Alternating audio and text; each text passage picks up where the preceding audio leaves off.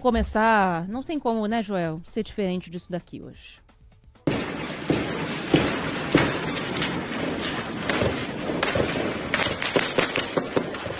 Isso daí não é repetição, não. São vários e vários e vários disparos acontecendo um na cola do outro no começo da manhã de hoje, durante essa mega operação que ainda está em andamento lá no Rio de Janeiro, na zona norte do Rio. Operação contra o avanço do Comando Vermelho é mais uma etapa daquela operação contenção que o governo do Rio vem fazendo para combater o Comando Vermelho, prender nomes do Comando Vermelho que se esconderam nas comunidades do Rio de Janeiro.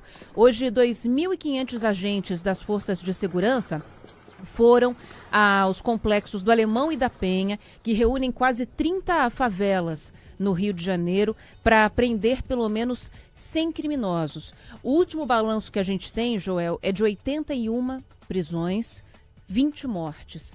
Uma delas de um policial que participava dessa ação. Em retaliação, os bandidos lançaram bombas com drones para atingir os policiais. Agora há pouco, houve uma entrevista coletiva do governador do Rio de Janeiro, o governador Cláudio Castro. Ele admitiu que a polícia do Rio de Janeiro perdeu a capacidade de conter o crime. Na verdade, o que acontece no Rio está para além da capacidade do que é possível fazer pelas forças do Rio de Janeiro. Essa é uma luta que já extrapolou toda a ideia de segurança pública. Tudo aquilo que está lá na Constituição Federal extrapola completamente quando você tem essa quantidade de armas que vem através de tráfico internacional de armas, poder bélico que vem de um financiamento feito por lavagem de dinheiro, ou seja, não é mais só a responsabilidade do Estado. O Estado está fazendo a sua parte, sim. Bom, e aí o governador do Rio de Janeiro, Cláudio Castro, cobrou também apoio, Joel, do governo federal, das Forças Armadas. Cada dia nós temos uma razão para não ser mal educado. Cada dia nós temos uma razão de não emprestar e de não estar colaborando. Então a gente entendeu que a realidade é essa, a gente não vai ficar chorando pelos cantos. A gente vai ficar trabalhando, que é o que está acontecendo hoje aqui. O Estado, ao invés de ficar transformando isso na batalha política, está fazendo a sua parte e, como disse brilhantemente a nossa coronel Cláudia, está excedendo, inclusive, os seus limites. Eu até entendo que estamos excedendo as nossas competências, mas continuaremos excedendo elas. Se precisar exceder mais ainda, excederemos na nossa missão de servir e proteger o nosso povo. Bom, os complexos da Penha e do Alemão, Joel, são considerados estratégicos para o Comando Vermelho. Eles têm conexão direta com a Baixada Fluminense, acesso mais rápido para a Dutra. Então a gente está falando de rota de escoamento de drogas, rota de escoamento ou para receber armas, por exemplo, e para levá-las para o interior do estado também. A Polícia Civil do Rio de Janeiro fala que o objetivo é desmantelar o núcleo de liderança e logística do Comando Vermelho, que é a maior facção criminosa do estado e uma das maiores do país, inclusive, né? O Comando Vermelho ganhou muita força, principalmente no Nordeste do Brasil. Há tentativas de infiltração no estado de São Paulo, principalmente pelo litoral norte. A gente já falou de pontos de tráfico de drogas que foram abandonados pelo PCC em São Paulo e o Comando Vermelho foi entrando. E aí começaram a acontecer conflitos entre as duas facções. A gente daqui a pouco vai conversar com a nossa reportagem do Rio de Janeiro para atualizar os números de vítimas e a situação agora na linha amarela, linha vermelha, Avenida Brasil, vias importantes que também foram interditadas no começo da manhã de hoje por causa das intensas trocas de tiros e que ainda seguem, né? A operação ainda não foi encerrada no Rio de Janeiro. Você fala em avanço pelo litoral norte em direção a São Paulo, é pela questão geográfica, né? Exatamente nesse avanço adentro do estado do Rio de Janeiro e Brasil adentro. Imagine ali, você tem Angra dos Reis, Paraty, que vai em direção ao litoral norte do estado de São Paulo. A partir do momento que há uma região abandonada por um grupo criminoso, o outro tende a ocupar.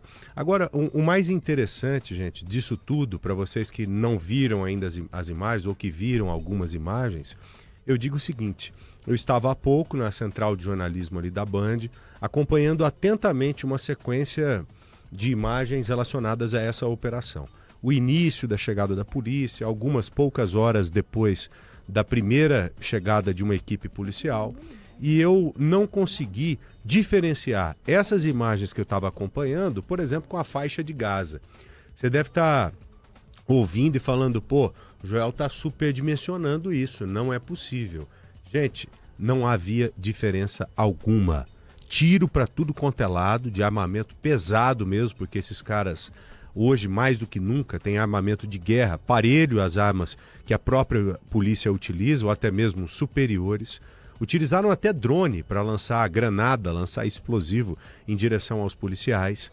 Pelo menos num raio que via ali, uns 10 pontos de incêndio, sabe? Com fumaça densa subindo, como que se a área tivesse acabado de ser bombardeada por uma força militar. Então esse é o cenário que o Rio de Janeiro está enfrentando de novo. Imagine só, 2.500 policiais avançando para dentro de uma comunidade em que há centenas de bandidos armados até os dentes. E no meio dessa confusão toda, vira e mexe, infelizmente, pessoas inocentes acabam sendo atingidas. Ontem mesmo, ou anteontem, uma senhora morreu dentro da casa dela lá no Rio de Janeiro, porque os bandidos pararam na porta da casa, sabendo que um rival estava lá dentro e resolveram abrir fogo. Atiraram, e como essas armas de hoje são muito letais, elas perfuram qualquer parede, sabe? Perfuram qualquer tipo de estrutura que poderia servir de defesa, mas que hoje não serve exatamente pelo alto poder de fogo nas mãos dos bandidos. Por que você acha que esse armamento de guerra, ele não é, ou não era, permitido de ser utilizado nas grandes cidades para forças policiais? Eles não podiam ser utilizados exatamente pensando nisso, porque o policial ele tem que balear um bandido e a munição ela não pode transfixar o bandido e sair acertando outras pessoas, correndo o risco de acertar um cidadão de bem. Mas hoje, devido ao avanço bélico dos bandidos, as nossas forças policiais também têm que seguir desse jeito, usando armamento cada vez mais pesado.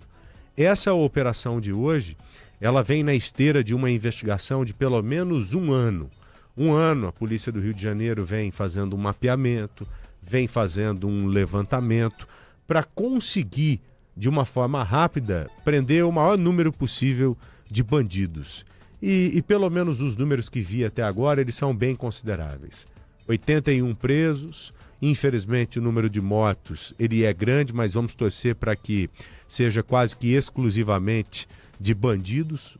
Eu digo quase que exclusivamente, porque não dá para bancar exclusivamente agora.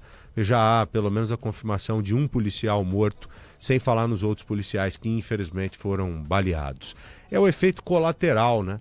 Nesse tempo todo, nessas décadas, o crime organizado brasileiro, e você inclui, além do Comando Vermelho, o PCC, obviamente, tantas outras facções, cresceram de uma forma tal que hoje, para você tentar dar um golpe ali um pouco mais modesto, você já tem que estar preparado para, infelizmente, atingir inúmeras pessoas de bem. Infelizmente, é o que acontece vira e mexe. E olha, daqui a pouco a gente vai para o Rio de Janeiro para conversar com a nossa reportagem.